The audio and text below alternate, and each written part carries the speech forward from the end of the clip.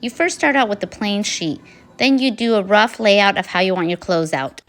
Once you're content with your layout, then the fun begins. That's when you start separating the fronts and the backs of your clothing.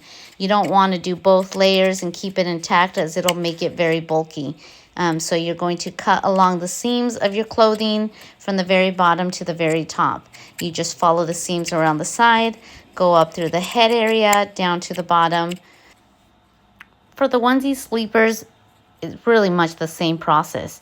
If they have footsies, you'll just have to make a cut along where the footsie is and just go up along the seams around the neck area all the way over to the other side. For this example right here, it had buttons, so I just started cutting along the button area. It had little footsies. I cut around the footsies from where the seam is again, and then just cut around it. If you don't end up using the little footsie area, you can cut it off later, but it's good to keep it intact in case that is something that you want to do. And then this example right here had a hoodie. So what you're going to want to do if you want to preserve that hoodie and also put that hoodie on, as I did, you're going to cut along the back. So it's going to be intact to the front.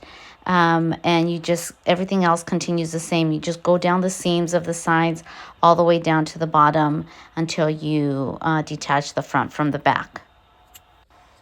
And that pretty much concludes the separating of the clothing, which is the very first stage of making these memory quilts. After you have your base layout, you separate the clothing. So this is part one of the process.